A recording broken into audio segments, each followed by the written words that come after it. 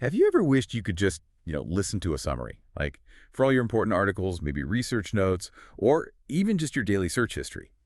Well, today, we're diving deep into Google's audio overview feature. We're going to explore its incredibly rapid journey. I mean, from a basic concept to this sophisticated, multifaceted tool, and all in less than a year. Yeah, and what's really fascinating here, I think, isn't just the tech itself, though that's interesting too. It's the sheer speed, the velocity at which it's evolved, and how it adapted so quickly to, user interaction and feedback. Our mission today really is to trace this pretty dynamic timeline, uncover those key milestones that pushed it forward, and try to understand the bigger implications. What this rapid evolution means for how you actually consume information day to day. And we've got a really compelling timeline of sources that kind of chronicles the whole journey. It's filled with surprising details, moments of real innovation. So yeah, get ready for some insights that might just change how you think about AI and information access. Okay, so the story, this whole audio overview thing, it kicked off surprisingly recently. Think back to Google I/O 2024, May 14th. That's when Josh Woodward, he's the vice president of Google Labs, he first unveiled the feature. But just for NotebookLM initially, NotebookLM, that's Google's AI research assistant, helps summarize and analyze stuff you upload. Anyway, he showed off these pre-recorded, generated audio clips. It was like a sneak peek, wasn't it? A glimpse into the future before it was even public. Exactly. And that initial reveal, even just as a demo, it was incredibly significant. It basically established the core concept. Here's a tool, it generates audio summaries from your stuff. It wasn't just like a technical demo. It was a clear sign of the potential. It laid the groundwork, really, for public interaction later on, and it kind of subtly shaped what people might expect from this kind of AI summary tool. And Google moved fast. I Right. mean, really fast.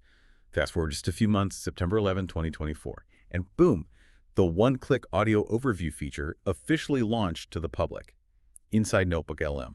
Think about that pace. From keynote demo to public launch in, less than 4 months?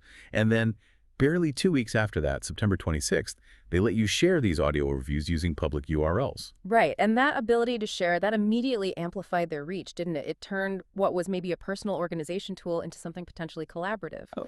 or even public facing. And this quick move, to easy sharing, it does raise a pretty crucial point. What actually happens when this kind of digestible AI generated content can be shared so easily online and fundamentally shifts things, how we share and consume information, makes it much more fluid, less tied to just static text. So the feature definitely grabbed attention quickly. But there was this one moment, wasn't there, that really went viral, September 28, 2024, an audio overview where the AI hosts discovered they were AI, not human. It just exploded online. I remember seeing that. Apparently, Redditor Lawn Care Guy 85 uploaded it to the NotebookLM subreddit. Said it was customized using a prompt uploaded as a note. Wild stuff. Oh yeah, that viral moment. It wasn't just like a funny quirk. It was actually a pretty profound illustration of how we as humans tend to anthropomorphize AI, right? It revealed maybe less about the AI's actual self-awareness and more about our own readiness to project personality, even consciousness, onto these tools. The deeper thing here, I think, is how quickly even pretty subtle user tweaks could unlock this sort of emergent behavior that really challenges our ideas of what AI is and what it can be. It pushes us to redefine digital identity almost in real time. Right. And the creativity from users, especially how they were pushing the AI's personality, Right.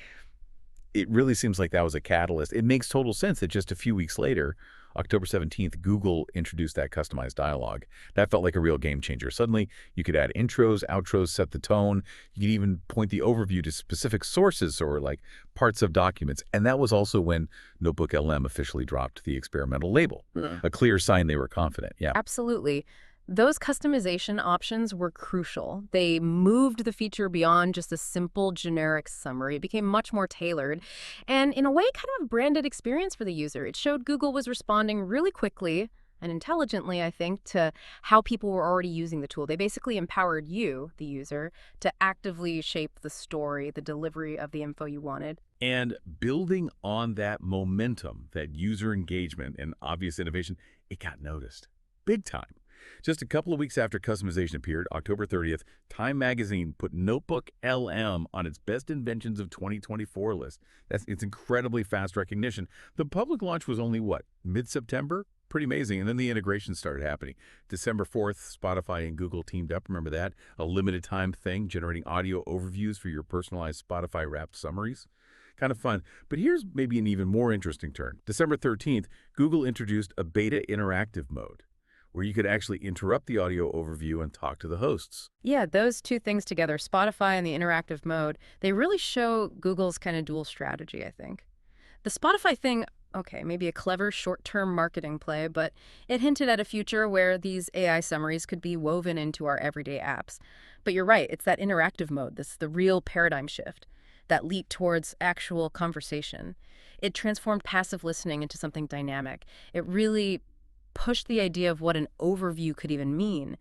And it's telling, isn't it, that the first hosts were maybe a bit annoyed by interruptions? Oh, yeah, I heard that. But then user feedback led to them becoming less annoyed by mid-January 2025. Yeah. That shows real continuous improvement based on how people were actually using it. Okay, moving into the new year.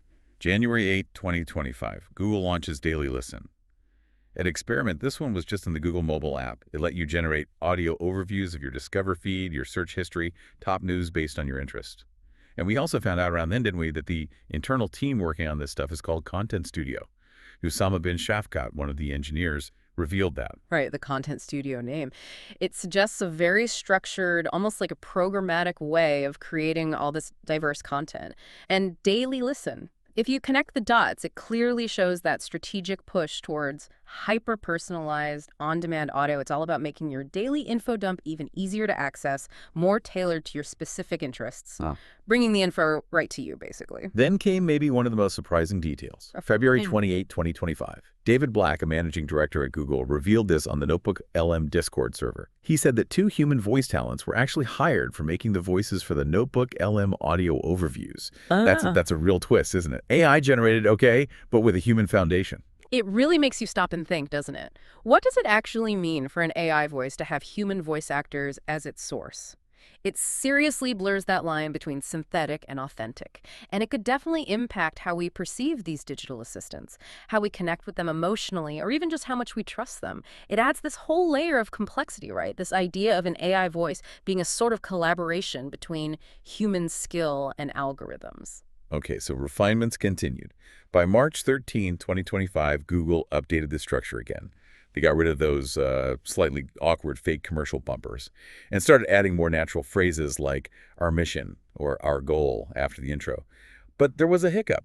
Users initially complained that the overviews were getting cut off sometimes or didn't end properly. But the good news is by April 12th, the NotebookLM team fixed it.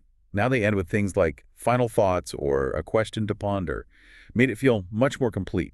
And that quick fix, it perfectly illustrates that crucial feedback loop, between the users and the developers. Yeah.